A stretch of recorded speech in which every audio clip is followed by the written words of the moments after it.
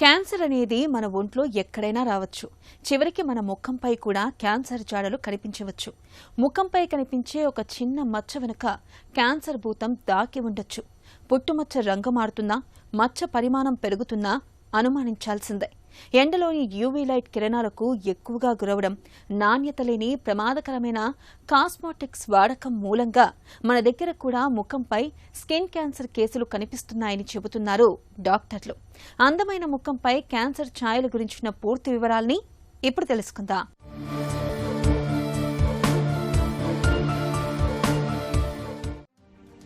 ముఖం మన వ్యక్తిత్వానికి అందం. సొగసు చూడతరమా అని మురిసిపోయే ఆ ముఖమే ఒక నిశ్శబ్ద శత్రువుకు నివాసంగా మారితే? అవును, ప్రస్తుత రోజుల్లో ముఖంపై వచ్చే చర్మ క్యాన్సర్ శరవేగంగా పెరుగుతోంది. మితిమీరిన సూర్యరశ్మి, ఎండలోని హానికారకమైన అల్ట్రావైలెట్ కిరణాలు ముఖంపై చర్మానికి శాపంగా మారుతున్నాయి. ప్రపంచవ్యాప్తంగా కనిపిస్తోన్న చర్మ క్యాన్సర్లలో దాదాపు 80% పైగా కేవలం ముఖం, మెడభాగాలపైనే దాడి చేస్తున్నాయి. నిత్యం ఎండ తగిలే ముక్కు, పెదాలు, చెవులు, కనురెప్పలపైనే దీని ప్రతాపం ఎక్కువగా ఉంటుంది. ఏళ్ల తరబడి ఎలాంటి రక్షణ లేకుండా ఎండలో తిరగడం వల్ల చర్మ కణాలు దెబ్బతింటున్నాయని, ఈ పరిణామం చివరకు క్యాన్సర్గా మారుతోందని చెబుతున్నారు డాక్టర్లు. మన బాడీలో చేంజెస్ వచ్చినట్టుగానే ఫేషియల్ స్కిన్లో ఈ సన్ డ్యామేజ్ వల్ల కొన్ని చేంజెస్ వస్తాయి అనమాట. ఎస్పెషల్లీ ఫెయిర్గా ఉండేవాళ్ళు ఇంకొంచెం ఎక్కువ ఛాన్సెస్ ఉంటాయి అనమాట. ఎందుకంటే ఇక్కడ మెలనిన్ అనే అందరికీ ఉంటుంది. అంటే కొంచెం నల్లగా ఉండేవాళ్ళు, డార్క్ ఉండే వాళ్ళలో మెలనిన్ అనే కంటెంట్ ఎక్కువ ఉంటుంది అనమాట. ఈ melanin it's a blessing in disguise.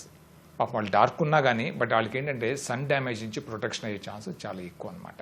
వెరాజ్ ఫెయిర్గా ఉండే వాళ్ళలో చూడటానికి ఫెయిర్గా ఉంటారు కానీ బట్ వాళ్ళకి స్కిన్ క్యాన్సర్స్ వచ్చే ఛాన్స్ అధికంగా ఉంటుంది అనమాట. అందుకనే వెస్టర్న్ ఏరియాస్లో, ఫర్ ఎగ్జాంపుల్ ఆస్ట్రేలియా అనుకుందాం, అక్కడ తెల్లగానే ఉంటారు వాళ్ళు, అక్కడ హీట్ కూడా ఎక్కువ ఉంటుంది అనమాట. సో దాంతో ఏంటంటే స్కిన్ క్యాన్సర్స్ అనేది బాగా ఎక్కువ చూస్తారు ఆస్ట్రేలియా వాటిల్లో కూడా.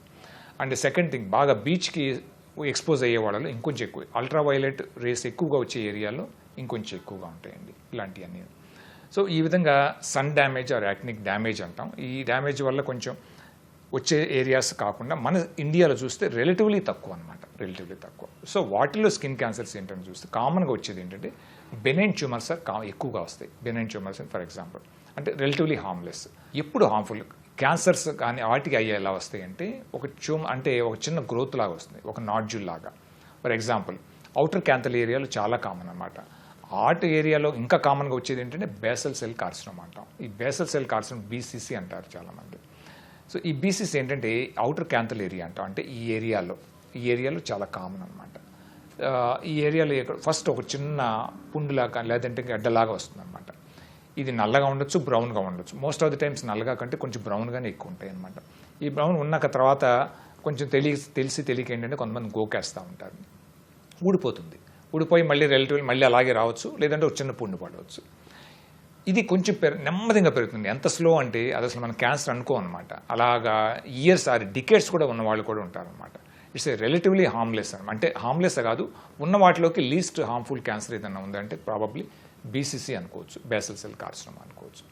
చర్మాన్ని మన శరీరానికి అతిపెద్ద రక్షణ కవచంగా చెప్పుకోవచ్చు. చర్మం పై పొరను ఎపిడెర్మిస్ అంటారు. ఇందులో బేసల్ కణాలు, స్క్వామస్ కణాలు, చర్మానికి రంగునిచ్చే మెలనోసైట్స్ ఉంటాయి. ఈ కణాలు అదుపు తప్పి విపరీతంగా పెరిగిపోవడాన్ని చర్మ క్యాన్సర్గా చెప్పుకోవచ్చు. ఈ క్యాన్సర్ ప్రధానంగా 3 రకాలుగా ఉంటుంది. మొదటిది బేసల్ సెల్ కార్సినోమా, ఇది చాలా నెమ్మదిగా వ్యాపిస్తుంది. రెండోది స్క్వామస్ సెల్ కార్సినోమా, ఇది కాస్త వేగంగా పెరుగుతుంది. మూడోది మెలనోమా, ఇది అత్యంత ప్రమాదకరమైన బ్లడ్ క్యాన్సర్ లాంటిది. కొన్ని లక్షణాలను గమనించడం ద్వారా చర్మ క్యాన్సర్ను సులువుగానే అనుమానించవచ్చు. ముఖంపై నెలల తరబడి పుండ్లు మానకుండా ఉండడం, నవ్వినప్పుడు, మాట్లాడినప్పుడు ఆ పుండ్ల నుంచి రక్తస్రావం జరగడం, ముఖంపై ఉన్న పాత పుట్టుమచ్చ హఠాత్తుగా రంగు, పరిమాణం, ఆకారం మారడం, ముక్కు లేదా పెదవులపై ముత్యం లాంటి నిగనిగలాడే కురుపు లేదా పొలుసులు ఊడే గరుకు మచ్చలు రావడం, ఇవన్నీ చర్మ క్యాన్సర్ తాలూకు అనుమానిత లక్షణాలే అంటారు నిపుణులు. మనం ఎవరికైనా చూస్తాం ఫేస్లో పైన స్పాట్స్ లాగా అంటే బ్లాక్ మోల్స్ ఉంటాయి. ఆ మోల్స్లో కొన్ని రకాల మోల్స్ ఏంటంటే కొంచెం ఎస్పెషల్లీ ఓవర్ ది ఇయర్స్ ఏంటంటే దే కెన్ గివ్ ప్రాబ్లమ్స్ అనమాట. ఏ విధంగా ప్రాబ్లమ్స్ రావచ్చు? సపోజ్ ఇదే మోలు సన్నగా బాగుందనుకోండి, ఏం గ్రోత్ పెద్దగా పెరగట్లేదు, ఆర్ ఎక్కువగా నల్లగా అవ్వట్లేదు, లేదంటే చుట్టూతా ఒక సన్నటి హ్యాలో అంటాం దాన్ని, అంటే ఒక వైటిష్ రింగ్ లాగా ఫామ్ అవటం కానీ అలాంటిది ఏమి లేదు అనుకుంటే పర్వాలేదండి.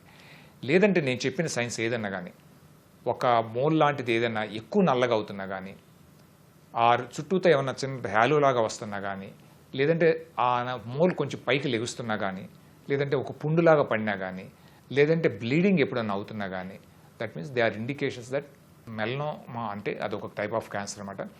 వచ్చిన ఛాన్సులు ఎక్కువగా ఉన్నాయని we have to consult a skin doctor or dermatologist కానీ, ఒక ప్లాస్టిక్ సర్జన్ని కానీ కన్సల్ట్ చేస్తే చిన్న అవసరం అనుకుంటే ఒక బయాప్సీ తీస్తాం అనమాట. తీసి దాన్ని పంపిస్తాం. ఒక 1 వీక్ 10 డేస్లో మనకి రిపోర్ట్ వస్తుంది. విల్ నో ఇట్ అనమాట. మోస్ట్ ఆఫ్ ది టైం వీటికి బెనైన్ ట్యూమర్స్ అనుకుంటాం. ఫర్ ఎగ్జాంపుల్ స్మాల్ పిగ్మెంట్స్, చిన్న చిన్న పిగ్మెంటేషన్స్ అక్కడక్కడ చుక్కలాగా ఉన్నాయనుకుంటే లేజర్స్, ఎబ్లేటివ్ లేజర్స్ వాడతారు. ఇంకా కొంతమంది ఏంటంటే పీల్స్ కూడా వాడుతూ ఉంటారు, లైట్ పీల్స్ అని. కానీ ఒకవేళ అవి పోకపోతే కనుక probably it may need some removal అనమాట. సపోజ్ మళ్ళీ ఎక్కువగా వస్తున్నా, దట్ మీన్స్ దాని యొక్క డెప్త్ ఎక్కువగా ఉందని అప్పుడు కట్ చేసి తీయటం అనేది మంచిదన్నమాట. ఇంకా రెండో ఆప్షన్ ఇందాక చెప్పినట్టుగా, suppose for example next category cancers. ఈ క్యాన్సర్స్లో బీసీసీ వన్ ఆఫ్ ది మైల్డెస్ట్ అనమాట. ఈ బేసల్ సెల్ కార్సినోమాకి ట్రీట్మెంట్ ఏంటంటే కనుక చాలా సింపుల్ అండి. సపోజ్ స్మాల్గా ఉందనుకోండి, దాని చుట్టూతో దాన్ని కట్ చేసి, సపోజ్ ఇలా ఉంటే దాని చుట్టూతో కట్ చేసి మళ్ళీ క్లోజ్ చేస్తాం అనమాట. ఇక్కడ ఒక ఇంపార్టెంట్ ఏంటంటే, బాగా సెనైల్ పీపుల్ అనుకోండి, ఏజ్డ్ పీపుల్ అనుకోండి, మన ఎంత స్కిన్ ల్యాక్స్ ఉంటుందంటే వాళ్ళలో మనకి ఈజీగా ఎంత పెద్దదైనా కానీ ఈజీ క్లోజ్ చేసే బాగుంటుంది అనమాట. వెరాజ్ అంత ఏజ్డ్ కాని వాళ్ళల్లో ఏంటంటే, మిడిల్ ఏజ్డ్ వాళ్ళలో ఏమవుతుందంటే అలా క్లోజ్ చేయడానికి కష్టం అవుతుంది. అప్పుడు ఏదైనా ఫ్లాప్ అంటాం, ఈ పక్కన ఏరియా నుంచి ఏదైనా కట్ చేసి ఇటు పక్క నుంచి ఇలా రొటేట్ చేయడం కానీ, వెనక నుంచి ముందుకు తీసుకురావటం కానీ, ఆర్ ఇంకా అదర్ మెథడ్స్ ఉంటాయన్నమాట. దాని ద్వారా మనం ఇంప్రూవ్ చేసుకోవచ్చు. చర్మ క్యాన్సర్ విషయంలో మన సమాజంలో ఒక పెద్ద అపోహ ప్రచారంలో ఉంది. తెల్లగా ఉన్న విదేశీయులకే ఈ జబ్బు వస్తుంది, మనలాంటి నల్లటి భారతీయుల చర్మంపై క్యాన్సర్ రాదని అనుకుంటారు.